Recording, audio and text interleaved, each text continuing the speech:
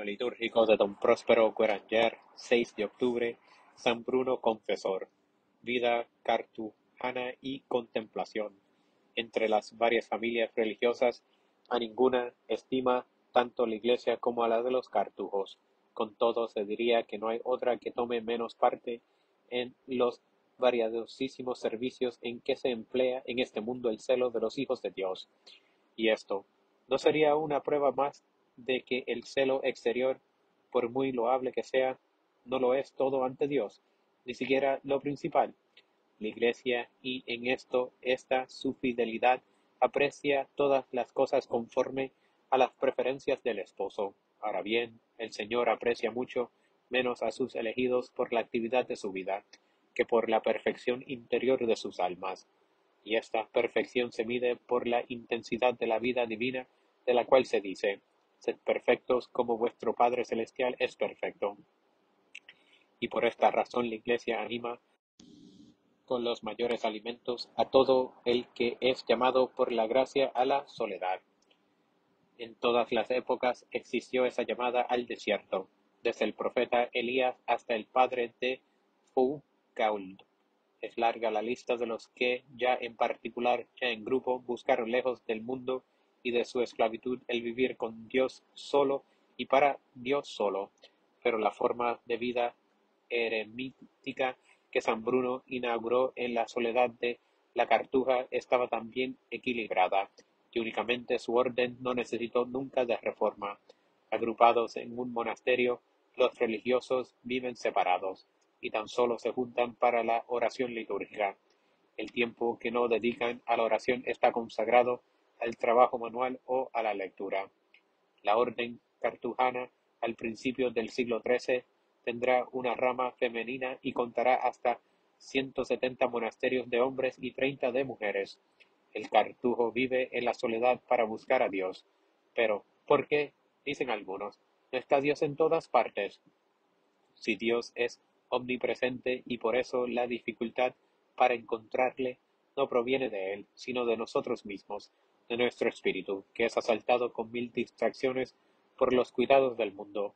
Por el contrario, una vez que el alma se halla retirada en soledad, se vuelve hacia Dios, y en el silencio que va creciendo en ella de modo gradual, se deja oír la voz del Espíritu Santo, que antes ahogaban los ruidos de la tierra.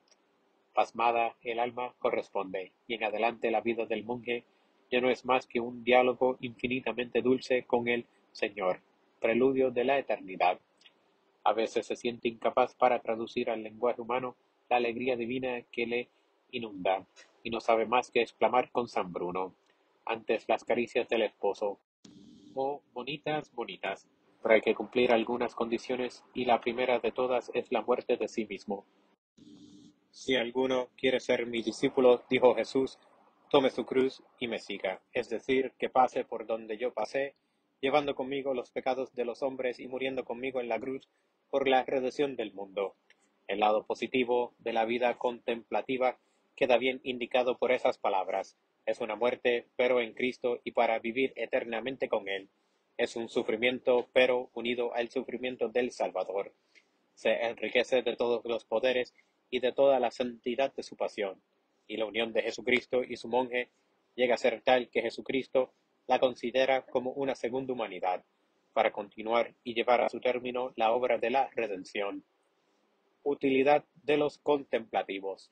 Toda vida religiosa se derrama en el mundo de las almas. Esa vida santificante para el contemplativo lo es también de modo principal para el prójimo. Fácilmente se echa de ver que los cumplen asiduamente con el deber de la oración y de la penitencia, mucho más aún que los que cultivan con su trabajo el campo del Señor, contribuyen a los progresos de la Iglesia y de la salvación del género humano, porque si aquellos no hiciesen bajar del cielo la abundancia de las gracias divinas para regar ese campo, los obreros evangélicos no sacarían de su trabajo más que frutos bien menguados. Los hombres no entienden de esa utilidad sobrenatural del contemplativo. El mundo les desprecia porque no comprende más que lo que ve y porque su mirada no puede ir más allá de lo inmediatamente perceptible para los sentidos. Es natural y el mismo Señor tuvo empeño en advertirlo. Si fueseis del mundo, dijo, el mundo amaría lo suyo, pero porque no sois del mundo, por eso el mundo os odia, porque el hombre solo puede amar en su prójimo lo que él posee en sí mismo. Vida. Bruno nació en Colonia hacia el año 1035. Muy joven aún, se encaminó para Reims, cuyas escuelas eran famosas. Su inteligencia se desarrolló rápidamente y fueron tales sus progresos que el arzobispo de Reims le confió pronto el cargo de maestrescuela de la catedral, lo que le confería la dirección de los estudios y la inspección de las escuelas de la diócesis. El nuevo maestro tuvo muchos y entusiastas discípulos. Entre otros se cuenta Eudes de Chantillon y el futuro Papa Urbano II. Bruno era sabio y letrado, conocía el griego y el hebreo, y esto, añadido a sus gustos poéticos y a su amabilidad natural, explica el entusiasmo a que daban lugar sus comentarios de la Escritura. Su creciente autoridad y la reputación de su santidad no tardaron en suscitarle numerosos enemigos, por haber defendido la justicia y la ortodoxia contra un prelado indigno. Perdió Bruno su cargo, sus títulos y sus bienes, y hasta se le obligó a desterrarse. Cuando volvió en 1882, después de deponer a su perseguidor, se pensó en ponerle de sucesor del prelado simoniaco, pero Bruno había comprendido la vanidad de las cosas creadas y tenía hecho ya el voto de entregarse a Dios.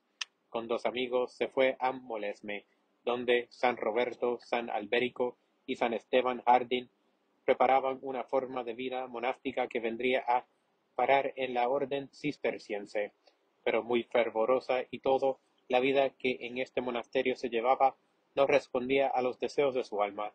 Necesitaba el silencio y la soledad absoluta. Un ensayo que hizo en un pequeño eremitorio dependiente de Molesme le convenció más aún de la realidad de esta aspiración, y al principio de 1084 salió para el Delfinado con algunos compañeros. El obispo de Grenoble, San Hugo de Chanteneuf, su antiguo discípulo de Reims, recibió con alegría al pequeño grupo que contaba 7 personas, y él mismo le llevó al lugar salvaje y entonces casi inaccesible del desierto de la Cartuja. Al poco tiempo se empezó la construcción de un monasterio, y al año siguiente, marzo de 1085, se consagró la iglesia. Este pequeño eremitorio, concebido de un modo totalmente nuevo, iba a servir de modelo para las cartujas de todo el mundo. No duró mucho la tranquilidad de Bruno. Desde la primavera de 1090, una carta de Urbano II le ordenaba ir a Roma para el servicio de la sede apostólica, pero Dios le llamaba a más alta vocación que los asuntos de este mundo, por útiles que éstos fuesen. El Papa lo comprendió y le concedió por fin permiso para retirarse al desierto, pero con una sola condición, la de que no saliese de Italia. Solo unos meses pasó en la corte pontificia, y al fin de este mismo año de 1090 marchó Bruno a la soledad de Esquillace, donde el conde de Calabria, Roberto Guiscardo, le había concedido vastos terrenos, y allí se durmió en la paz del Señor el 6 de octubre de 1101. Plegaria al Patriarca del Desierto.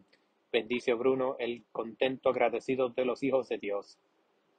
Tú, que en el curso de tu vida mortal adornaste el jardín del esposo con uno de sus más bellos árboles, enseña la virtud de la adoración silenciosa a los hombres ensordecidos por el bullicio de la acción. Guía a las fuentes de la vida a un mundo llevado por una larga incredulidad hasta el borde del abismo. Tus hijos conservan en la tranquilidad de sus tradiciones como algo muy querido ese privilegio de los perfectos que la Iglesia no deja de reconocerles en nuestros tiempos de agitada actividad. Sencilla como todos ellos es la historia de su orden, en la que lo sobrenatural, no obstante llenarlo todo, parece que huye de lo maravilloso y del milagro. Mantén, oh Bruno, a tus hijos en este espíritu que ciertamente fue el tuyo, y haz que aprovechemos la enseñanza que nos dan. Alcance tu oración a todos los contemplativos, inclina hacia ellos el amor divino en cuya fuente te sacías sin interrupción.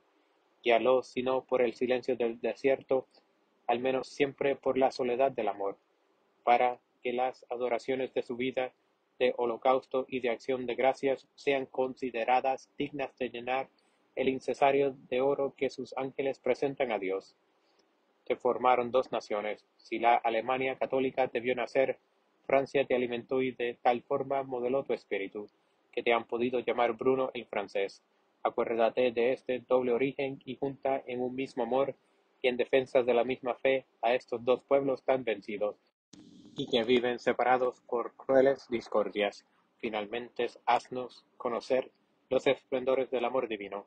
Descúbrenos los secretos de la belleza que hace enmudecer, y reúnenos a nosotros, hijos ingratos, en el corazón de nuestro Padre, para que, a ejemplo tuyo, el mundo comprenda que lo real es vivir para Dios únicamente.